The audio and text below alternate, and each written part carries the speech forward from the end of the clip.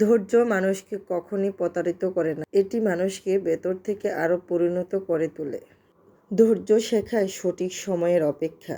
যা তাড়াহুড়ায় পাওয়া যায় না তা দীর্ঘস্থায়ী হয়ও না সবসময়, কিন্তু অপেক্ষার পর যে প্রাপ্তি আসে তার গভীর অনেক বেশি। ধৈর্য মানে চুপ করে বসে থাকা না, ধৈর্য মানে বিশ্বাস নিয়ে পথ চলা না, ঝড় এলে ভেঙে না পড়ে স্থির থেকে এগিয়ে যাওয়ার নামই ধৈর্য।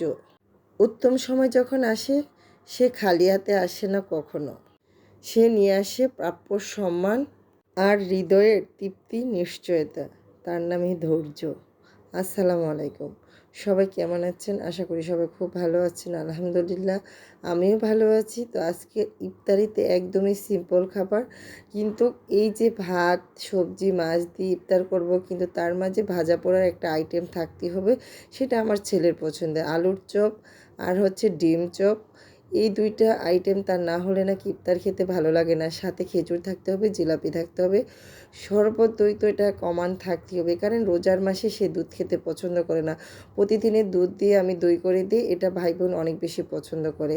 তো শুকরিয়া আমার ছেলে মেয়ে যে এই খাবারগুলি পছন্দ করে, আর আমি প্রতিদিন তৈরি করতেও আমার খুবই ভালো লাগে। বাচ্চারা যেটা পছন্দ করে মায়ের কিন্তু সেটা তৈরি করতেও ভালো লাগে, তৃপ্তি আসে।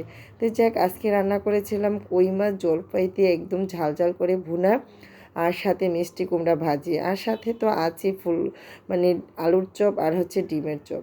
তো আজকে যখন আমি একটু বাহিরে গিয়েছিলাম, মিষ্টি কুমড়া দেখে আমার ইচ্ছে হলো যেটা ভাজি করলে খেতে অনেক বেশি ভালো লাগবে। তো আমি কিনতে যখন গেলাম তখন লোকটা আমাকে 500 টাকা ভাঙতি দিতে পারেনি। তো আমি খুচরা করে তারপরে গিয়ে 20 টাকা দিয়ে এক পিস কুমড়া নিয়ে আসছি। তো জানি না কতটুকু খেতে পারবো, সব কিছু রেডি করে বসছি টেবিলে খাওয়ার জন্য। কুমড়া ভাজিটা যখন করি তখন অনেক সুন্দর গ্রান আসছে, আর ঝাল ঝাল করে কই মাছ আমি প্রায় রান্না করেই কিন্তু জলপাই দিই নি। রোজার মধ্যে মনে হলো যে জলপাই দিয়ে ঝাল ঝাল করে রান্না করে সেই জলপাই দিয়ে মেখে খেতে অনেক বেশি ভালো লাগবে।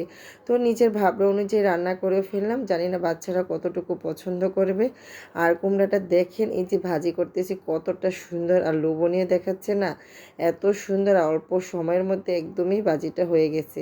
তো যাক, আলু চপগুলি একদম সুন্দর করে রেডি করে নিয়েছি। এখন মাছ রান্না করার পর টপ টপ করে চপগুলি ভেজে ফেলবো। আমার ছেলে এবং মেয়ে সবচাইতে ইফতারির আইটেমের মধ্যে মানে থাকতেই হবে আলুর চপ ডিম চপ। তো এটা আমার করতে কোনো অলসতাই লাগে না, কারণ আমার বাচ্চারা পছন্দ করে।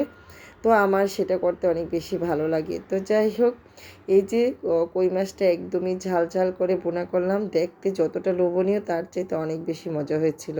কিন্তু আমার ছেলে এক পিসও খায়নি। সে এই সন্ধ্যা রাত্রে হালকা ইফতার খেয়েছিল, ভাত আর সে খায়নি। কিন্তু বড় রাত্রে সে আর খাওয়াই হয় না, সে না খেয়েই ম্যাক্সিমাম রোজা রাখে।